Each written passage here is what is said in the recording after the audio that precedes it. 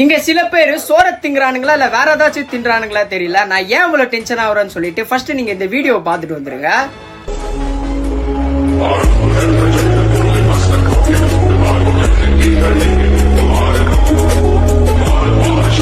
இந்த plane crash, everything was burned to ashes, but nothing happened to the Bhagavad Gita inside. அதாவது அந்த பிளேன்ல இருந்தவங்க அந்த பிளேன் எல்லாமே வந்து தூளாயிடுச்சு. ஆனா அந்த பிளேனுக்குள்ள இருந்த பகவத்கீதை மட்டும் எரியல. அதாவது இது வந்து கடவுளுடைய பிரசன்ட் அப்படின்னு வந்து சொல்லிட்டு சங்கிங்க வந்து கூவிட்டு இருக்கானுங்க.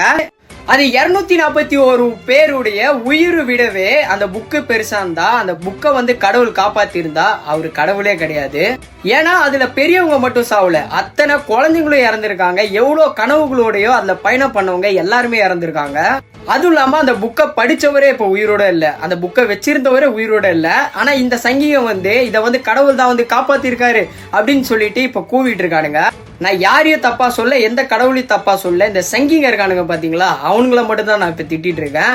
நீங்க இதை பத்தி என்ன நினைக்கிறீங்கன்னு சொல்லிட்டு உங்களுடைய கமெண்ட்ல சொல்லுங்க. நான் கரெக்டா பேசியிருந்தா அதையும் கமெண்ட்ஸ்ல சொல்லுங்க.